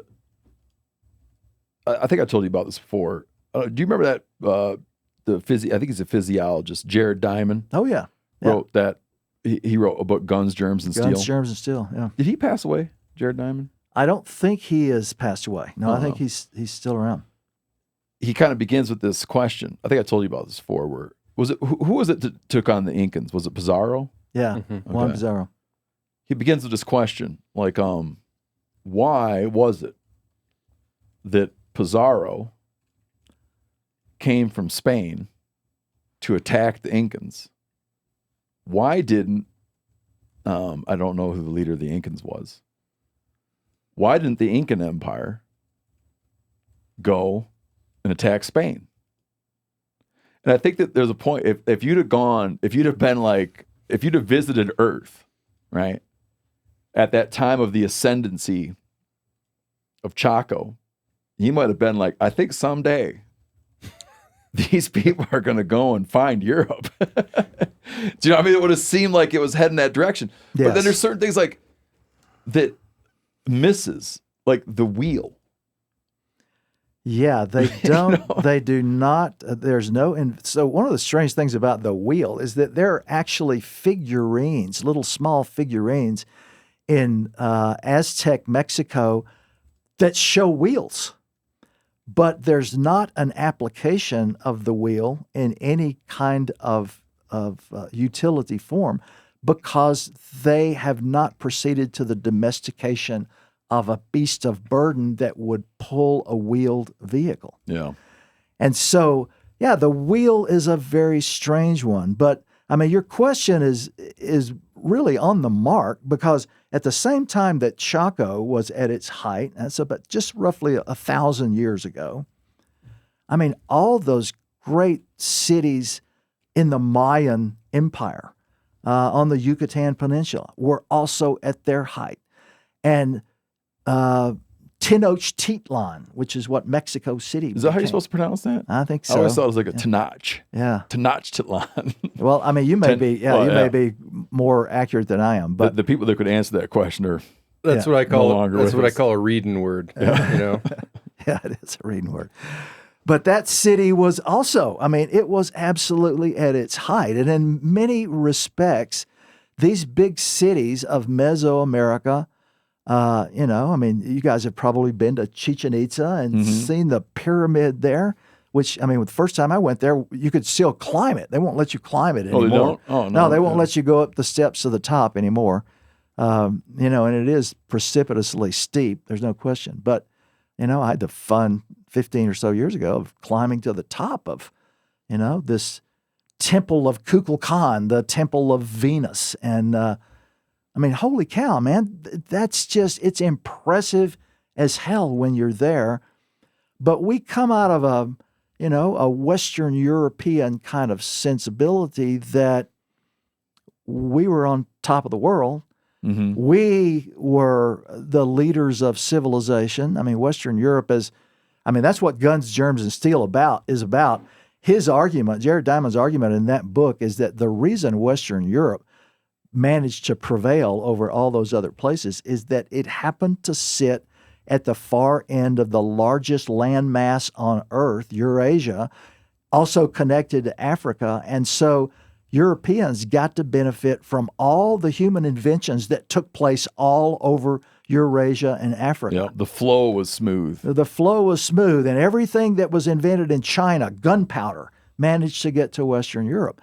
Whereas the Americas are completely isolated from the rest of the world, not only from the ideas of the rest of the world, but, as we all know, from the diseases that evolved through the domestication of animals and living with domesticated animals, Europeans, Old Worlders ended up developing all sorts of really pretty horrific diseases. And when they brought them over to the Americas, I mean, what really conquered the Americas, this is the germs part of guns, germs, and steel, is these exotic diseases that native people had absolutely no immunity to. Yeah. You know, another one about Tenochtitlan. Yeah. When you think about sort of if you don't have the luxury of spending a lot of time studying history, and you get this idea of, you know, people living in tents and small scale habitations, that's what Europeans found. It always struck me that when the Spanish got there, they had zoos. Yeah. They had zoos with, I mean, not foreign animals from other continents, but they had zoos holding animals Like bison. from places that they wouldn't even, the residents of those cities could have gone and seen animals on the streets that they would have no prayer of encountering in normal life. Things collected from far away. From far to the south, from far to the north, brought, and you could go like, where's that from? You know, it'd be like as weird as when you take your kids, they see a giraffe. That people would have that experience and say like, yeah, like they would have, you know, a jaguar, they would have a buffalo, they would have birds from South America. Well, it's pretty clear that, you know, aggregates of charismatic and intriguing animals from the far edges of human knowledge assembled together for public viewing. In effect, the word, of course, our word is zoo. That is a very old human impulse. Mm-hmm. I mean, and, you know, we have no idea. It's possible that the Clovis people had something like that. But as you pointed out, we certainly do know that the Aztecs, which had an empire that stretched for hundreds, thousands of miles in every direction, they were doing that very thing. They were collecting animals out at the far reaches of their empire and bringing them to the citadel city of the empire and assembling them into zoos for, you know, for the public entertainment of their citizenry. Mm-hmm. I mean, that's so, you know, I mean, I've argued in my books, especially in Wild New World, the most recent one, that which is a book about, you know, the long-term story of humans and animals in North America, that this is something, and I know I derived this from Paul Shepard, from reading Paul Shepard many years ago, that this fascination with the natural history of the living world around us is something that is impossibly ancient in the human story. Every time we look back into the past, we find examples of it, and it survives today. And one of the ways it survives, I mean, I don't have children myself. I know you do, though, and I'll bet this happened with you because it happens with it. Every time I visit somebody's home and they have young kids and they show me the nursery, there are always little elephants and buffaloes and monkeys. Mm-hmm. And so what that is getting at is that it's knowledge about natural history and about other living creatures that is the very first step in kind of the organization of the brain in creating a taxonomy of the world around you. You know, and then when, for little boys in particular, when you get to be 8 or 10 years old, you know, you start collecting Hot Wheels cars and things like that. And that provides you with the next step of taxonomy. But that human desire to kind of organize everything into an understandable world really starts with animals. And that's why we do this with toddlers. The first thing you teach them really is the difference between, well, this is a picture of an elephant. Mm-hmm. It has this long trunk, and this is a picture of a horse. It has this tail. And that probably, you know, is something we humans have been doing for 2 million years.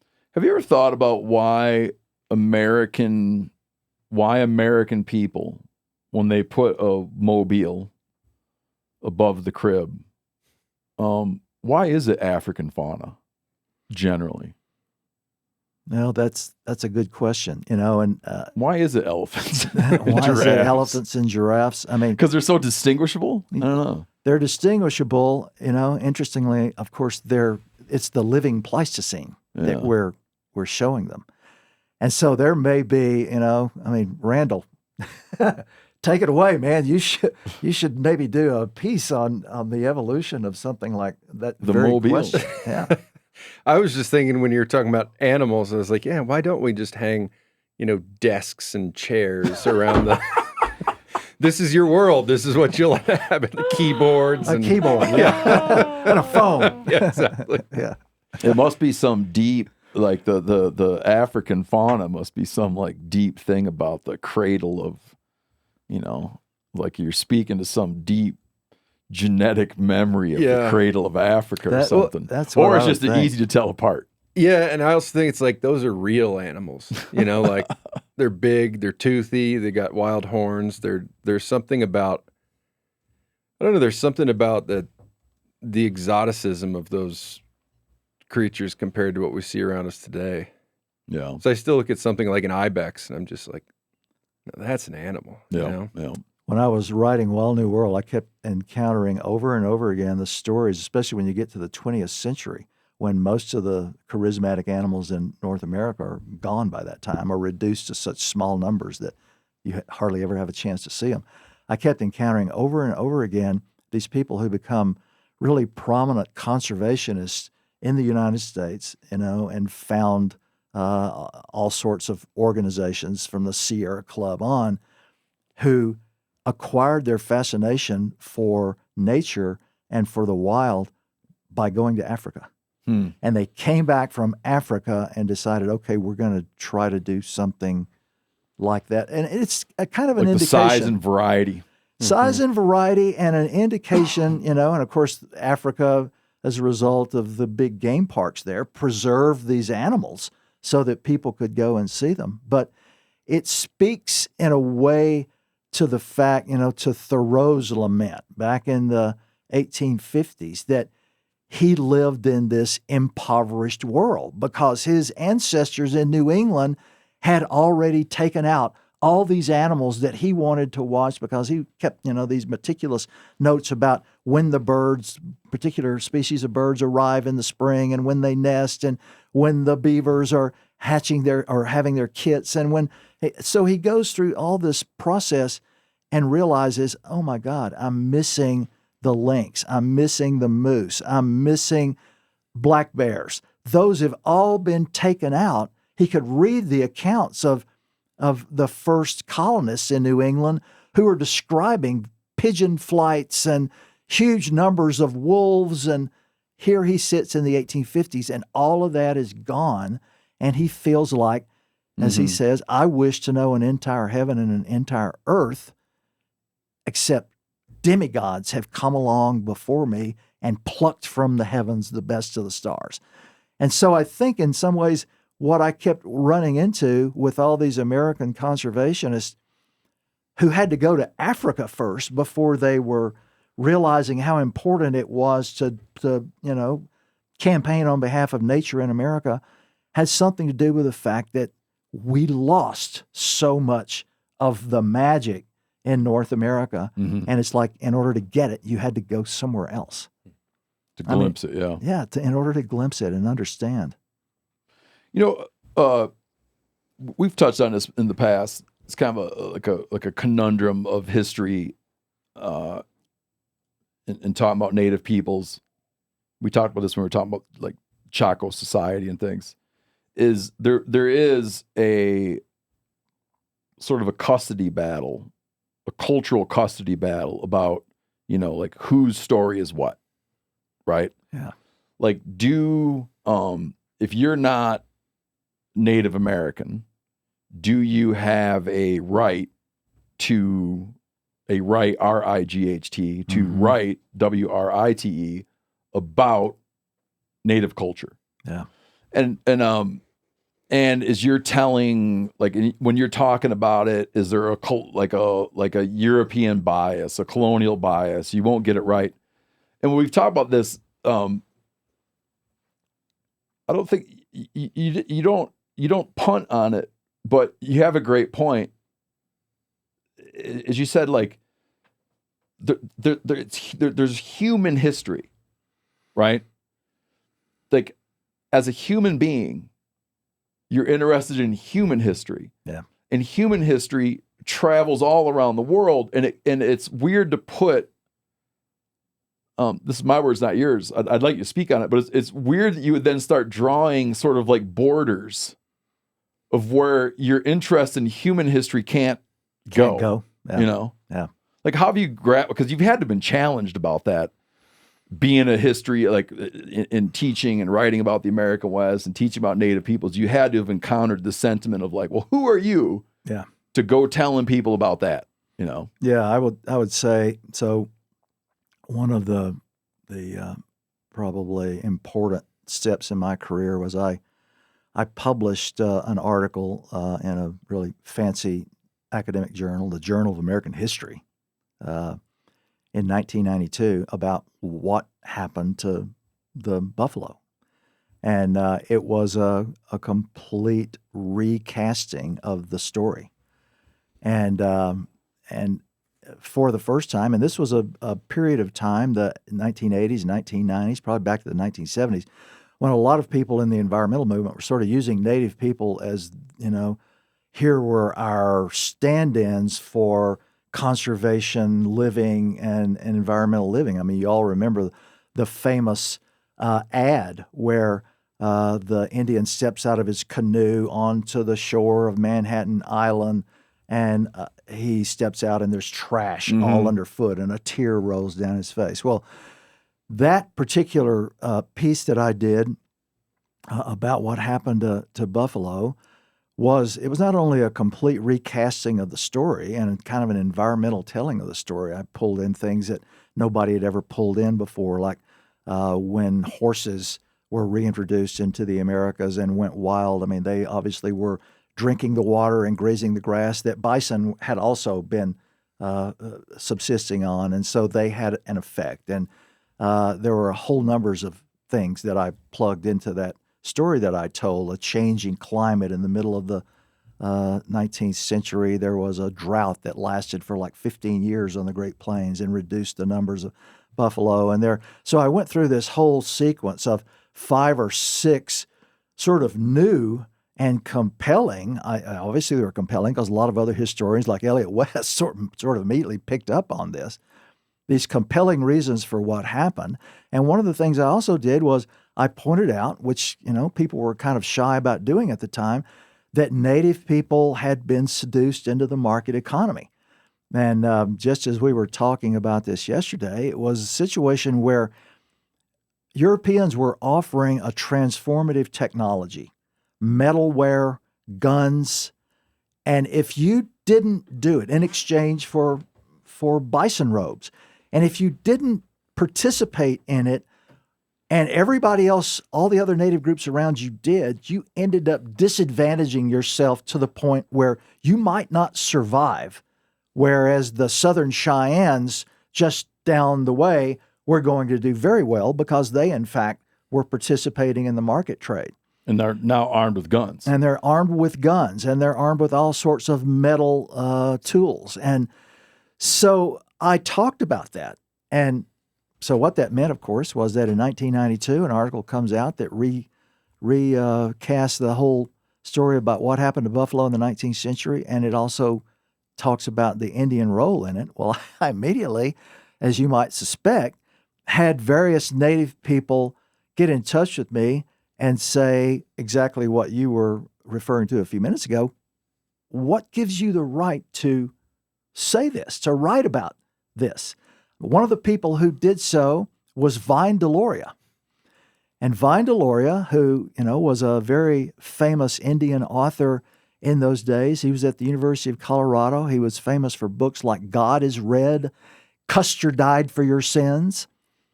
And Vine Deloria called me up and said, I read your piece, and I think it's really good. And what I want you to do, if you would, is come down to the University of Colorado and spend 3 days with me. We're having a conference. I'm bringing in the wildlife managers from a bunch of the western reservations, and I want you to come down, but I don't want you to speak. I don't need you to tell them the story that you just wrote about buffalo. I just want you to come down here and sit beside me and listen to them. Okay. And I said, okay, I will do it. And that's exactly what I did. And so Vine Delory never asked me to speak. And for 3 days, I sat right beside him, sort of in the protection of this guy who was this looming figure, and listened to all these wildlife managers talk about the native approach to managing wildlife. And of course, what he was interested in having me do was to understand the native approach to managing wildlife. But what I brought away from that particular experience, and I have said this in every book that I have written that includes a section on Native people since, and on all kinds of other people, is that just as you inferred a few minutes ago, I'm interested in the human story. And I think as a human, I have a perfect right to write about humans, an R-I-G-H-T, to be able to W-R-I-T-E, about humans, regardless of their culture. And I think in a way, the whole impulse was, I'm an Italian American. Only I can write about Italian Americans. Only I can write about Christopher Columbus or something. I think that's a stage in our development that probably is kind of dropping away some. Because I think, to me, the argument that we're all human beings and that we should be interested in the human story everywhere, among every group of people, we all come from the same source. We're all part of the evolutionary river, the Darwinian river. That's the stronger argument here. And so I stand by that. Mm-hmm. It'd be, I think it'd be in many ways, an impoverished world if you weren't able to bring all those different perspectives to things, Yeah. I think like that big picture of like the human story is pretty compelling when you imagine that when humans spread all around the world and they started to meet back up, they were meeting back up. Do you know what I mean? No, you kind of lose sight. You sort of lose sight of that people, these groups moved around. And it was so long, they kind of forgot about each other. They lost track of each other, but then all of a sudden they come back and they're like, wow. Yeah. Look what you did with your time. Yeah. You guys got so tan. and everybody is fascinated, Everybody is fascinated by everybody else. I mean, that's part of the whole first contact, notion, is that we get to see these people who maybe 30,000 years ago, we actually knew some of their ancestors, or our ancestors knew their ancestors. And now, once again, we're meeting up and seeing them. And wow, look what you guys did with your time and your place. And it's absolutely fascinating. I mean, that's sort of the whole premise of cultural anthropology, is that, oh my God, humans have sort of fractured into tens of thousands of cultural groups with all these different deities and all these different ideas of creation. And wow, isn't it incredible to sort of listen to what you guys have to say about what you think is going on with human life?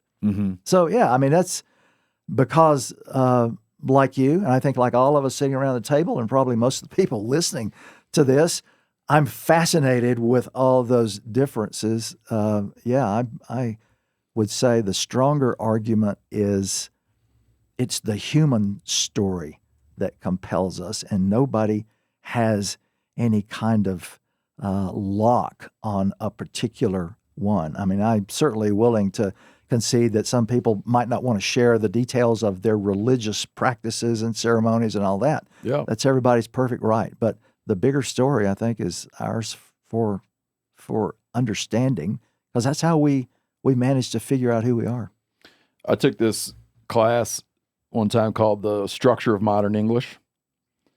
And in it, the guy had said, the professor, I can't remember who taught that class, but he'd said if at the end of the Civil War, if you had built an impenetrable barrier along the Mason-Dixon line, that at this point, those two populations wouldn't be able to communicate. They wouldn't be understand able one to- another. You wouldn't communicate anymore. So imagine that little gap and that kind of like. So when you imagine these peoples getting separated, he's talking about not being able to communicate in 100 years, couple hundred years. Yeah. Imagine these groups of people separating, and you get to watch what like 10,000 years of being subject to different climates, and then different founder effects. Just it could be as small as personality differences. That's a very good point. Absolutely. And Yeah. the wildly different directions Yeah. people go in terms of religion. You see these crazy themes, animism, all these cultures holding out the ideas that landscape features have a sort of spirit or personality. You see these continuities that folks will eventually figure out agriculture if they can. They'll get better and better at launching projectiles, right? A lot of them will figure out vertical walls, right? But And other the things, wheel. but other things are just so different, man. Yeah, other things are so different. Now that's a really great argument, and that's why it's fascinating to explore it and to approach all of it with a curious and open mind, and to allow yourself to be completely intrigued without without falling back on the kind of where, okay, so our ideas are better than their ideas. I mean, it's not a case of better, it's a case of different. And how did you guys arrive at this particular notion? But there are obviously some commonalities that are all over the planet. And, the old animistic religion ideas that you just mentioned, where there are deities in wild animals and there are deities in landforms and all of that, that is so widespread as part of the European tradition too.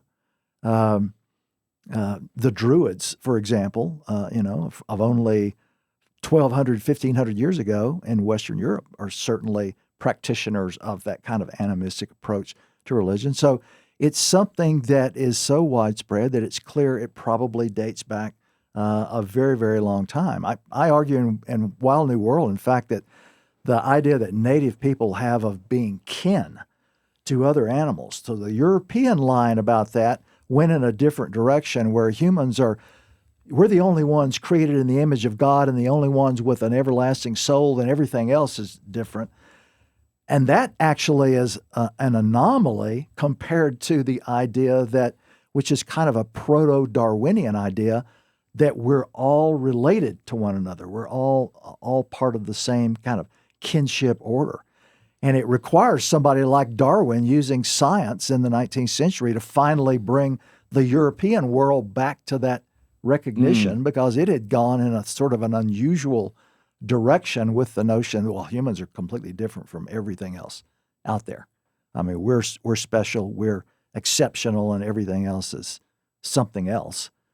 While rather than being entangled in this kind of elaborate give and take relationship where you had to show honor to other species, or else other species would deprive you of the benefits of their use. That's it. Yeah, that's it. And that, I think, is very old in the human experience.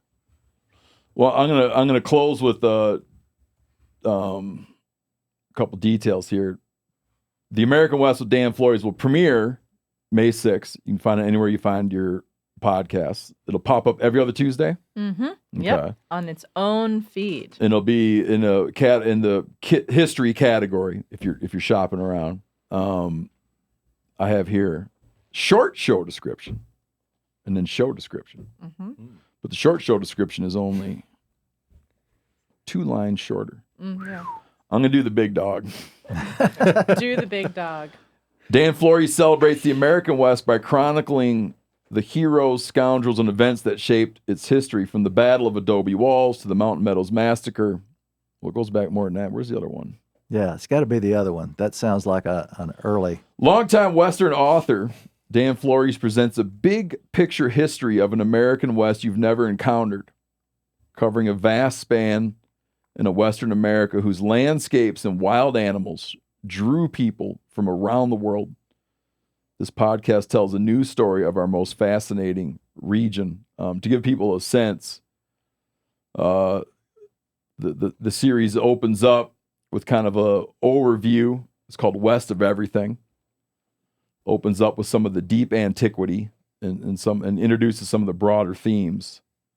Episode 2 is Clovicia. Is that how you like to pronounce that? Yeah. Clovicia the Beautiful. About the early human cultures, Clovis cultures. Ravens and Coyotes America is episode 3, and that gets into that long period we talked about between early arriving humans, what happened between then and European contact, and how did people seem to have developed a very, I'll call it, harmonious or static environment, static relationship with the natural world. All of a sudden we go 10,000 years and there's like one extinction. Yeah. In 10,000 years of human history in the New World, there's one extinction. That's right. And then, man, we get busy. Yeah. On extinctions. It changes pretty rapidly. After that. Old Man America is a story of kind of why does the coyote or the coyote, why does the coyote come in as such a complex religious figure in Native American culture? The Wild New World of the American Serengeti is episode 5, about, everybody's idea of the Serengeti in Africa, about that was the perception that people who arrived on the Great Plains had at first. It was a Serengeti of its time. Survivors from a Lost World, episode 6, talks about the American pronghorn. There's an episode on something we touched on today, Jefferson's Other Lewis and Clark. And that's the first 7 episodes. It's the first 7, yeah. So a lot of stuff. If you're a fan of American history, if you're a fan of the West, it's just a lot of stuff that you probably don't know about, but that will really shape your understanding of these other big moments, and puts those other big moments into context. I think my favorite phrase for something like this is that it will rearrange the furniture in your head. Mm-hmm. So when you get to be like I do, reading about the Battle of Little Bighorn, you'll have a much more expansive view of how that, you'll have instead of those few days that led up to that, you'll have what are the thousands of years that led to this moment? Yeah. All right. Thank you, Dan, for coming on. Can't wait for the show. Thanks for all of this, Steve. I appreciate it, man. Everyone subscribe to the new feed. Yes. Very important. Thank you.